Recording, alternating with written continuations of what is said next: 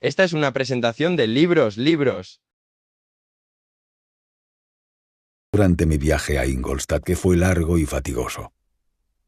Al final, la alta y blanca torre del campanario de la ciudad apareció con claridad ante mis ojos. Me apeé del Tilbury y fui conducido a mi solitario apartamento, en el que me acomodé para pasar la noche. A la mañana siguiente entregué mis cartas de presentación y fui a ver a algunos de los principales profesores, entre los que destacaba el señor Krempe, catedrático de filosofía natural. El profesor me recibió con cordialidad y me hizo varias preguntas sobre mis conocimientos de las distintas disciplinas científicas que pertenecían a su asignatura. Mencioné, debo confesar que con inquietud y temblor, a los únicos autores que había leído sobre la materia. El profesor se me quedó mirando fijamente. ¿De verdad se ha dedicado a estudiar esas tonterías? Contesté afirmativamente. El señor Krempe siguió hablando acalorado. Cada minuto, cada instante que ha desperdiciado con esos libros es un minuto o un instante perdido. Tiene la cabeza llena de métodos superados y nombres inútiles, por el amor de Dios. ¿En qué tierra baldía ha vivido usted sin que nadie haya tenido la amabilidad de informarle de que esas fantasías, de las que con tanto afán se ha embebido, tienen 1000 años de antigüedad y son tan viejas que ya crían malvas? No me esperaba en estos tiempos de sabiduría y ciencia encontrarme con un discípulo de Alberto Magno y Paracelso. Estimado señor mío, debe comenzar sus estudios partiendo de cero.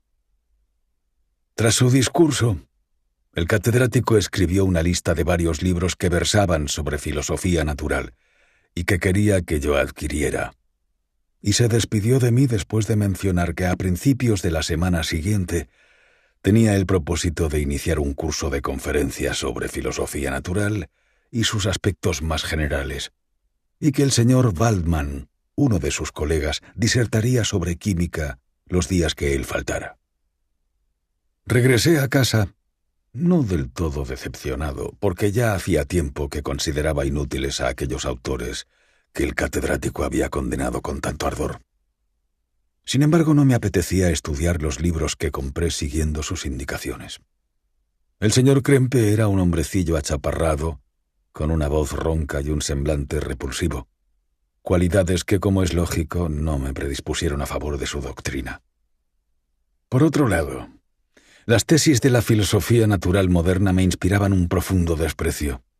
Eran tiempos muy distintos a aquellos en que los maestros de la ciencia buscaban la inmortalidad y el poder. Sus objetivos, aunque estériles, eran grandiosos, pero ahora el panorama había cambiado.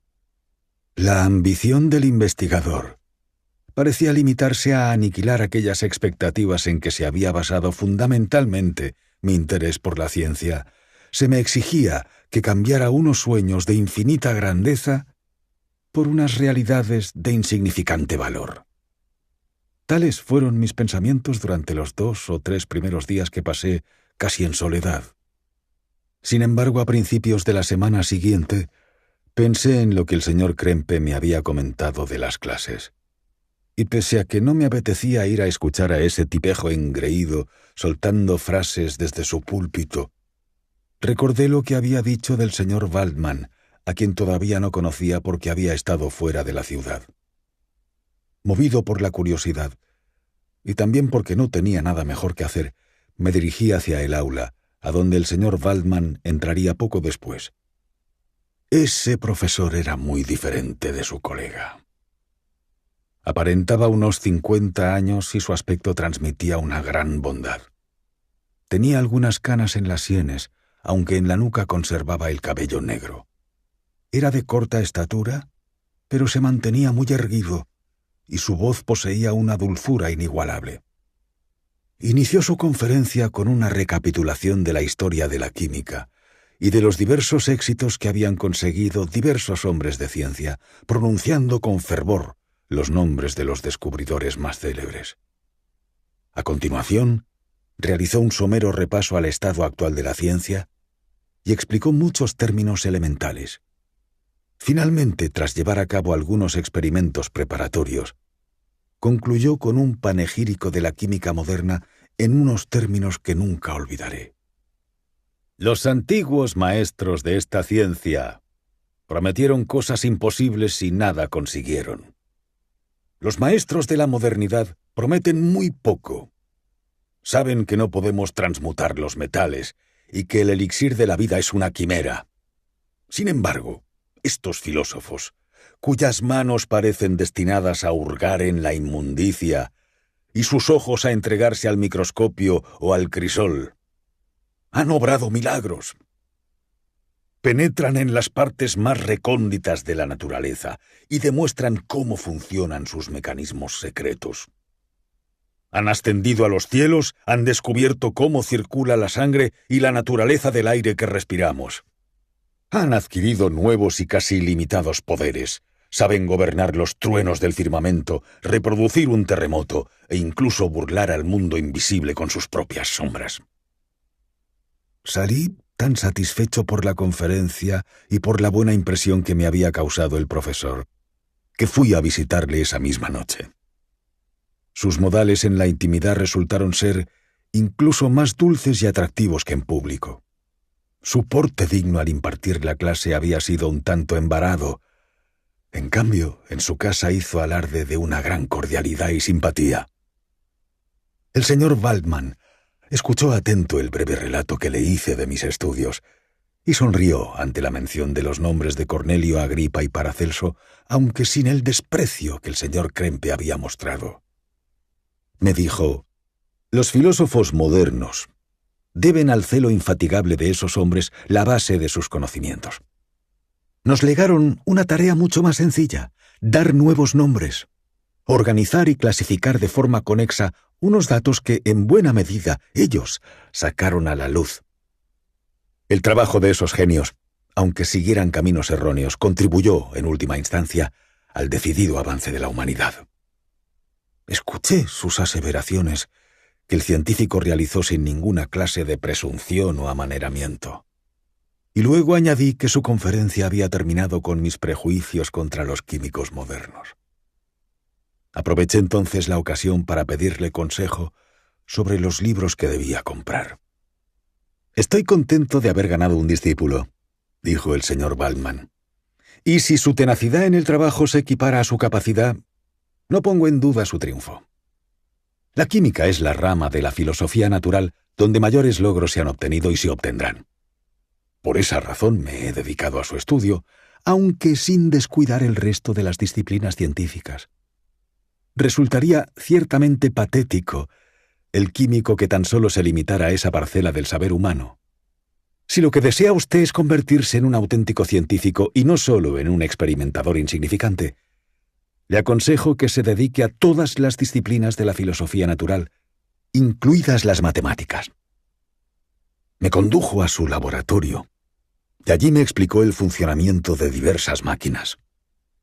Me dio unos cuantos consejos sobre los instrumentos que debía adquirir y me prometió que me dejaría utilizar los suyos cuando hubiera progresado lo suficiente en mis conocimientos científicos como para no estropear su mecanismo. Después de proporcionarme la lista de libros que le había pedido, me marché. De ese modo concluyó para mí un día memorable que decidiría mi futuro destino. 3. A partir de entonces, la filosofía natural y sobre todo la química, en el más extenso sentido de la palabra, se convirtieron en mi única ocupación. Leí con fruición las obras de mayor erudición y criterio que los investigadores modernos habían escrito sobre la materia. Asistí a las clases universitarias de los científicos y cultivé su trato. Incluso descubrí en el señor Krempe grandes dosis de sentido común y genuina información, combinadas, es cierto, con una fisonomía y unos modales repulsivos que sin embargo no empañaban su gran mérito. En el señor Waldman encontré a un verdadero amigo. Su cortesía nunca dejaba aflorar dogmatismo alguno, y enseñaba con un aire de franqueza y buena predisposición, muy alejado de la pedantería.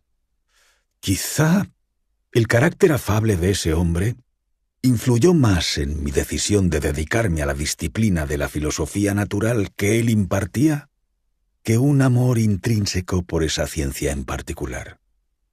Esa predisposición anímica duró tan solo lo que mis primeros pasos en el camino del saber. Cuanto más me adentraba en la ciencia, con mayor exclusividad me entregaba a ella, y solo a ella. Mi dedicación al estudio, que en un principio fue inspirada por el deber y la determinación, se volvió tan entusiasta y ferviente que no era inusual que mientras trabajaba en el laboratorio viera desaparecer las estrellas con la luz del alba. Dada mi absoluta entrega, ya habrá deducido que progresé con gran rapidez.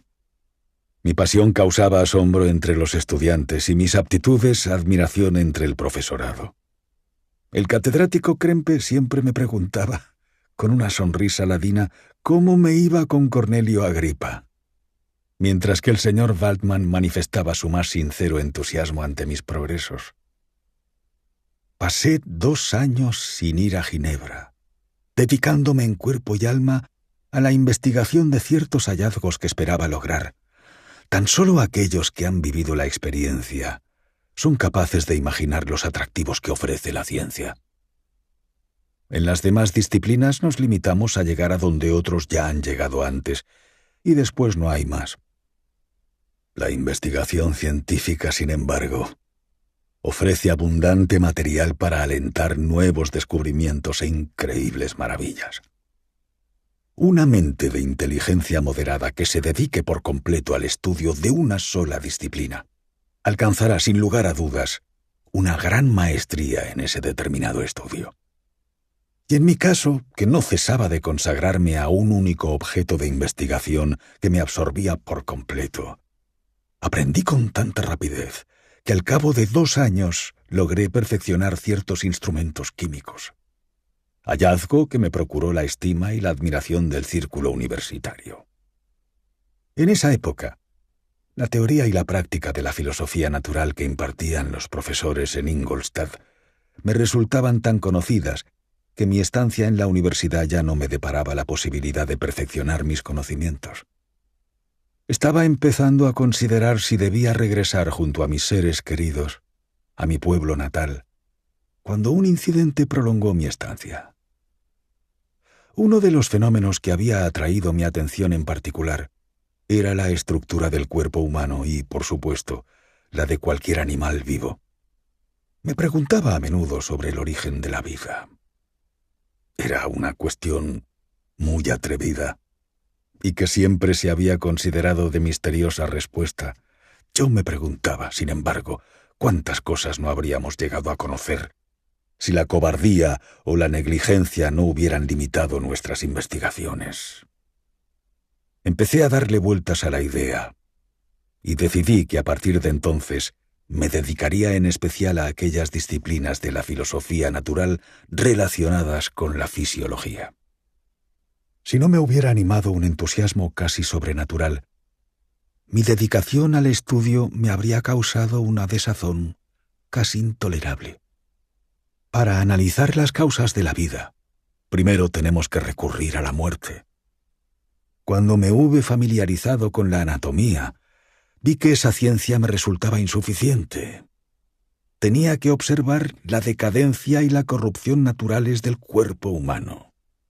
Mi padre había tomado toda clase de precauciones en mi educación, para que ningún terror sobrenatural impresionara mi mente. No recuerdo que temblara jamás de miedo al oír historias de supercherías, ni que pensara que era posible que los espíritus se aparecieran.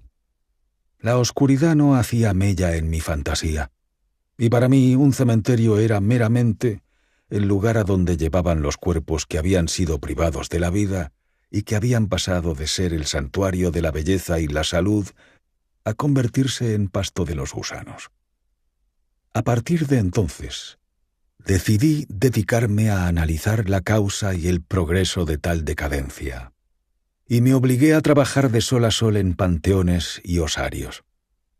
El objeto de mi atención resultaba insoportable para la sensibilidad de los sentidos humanos.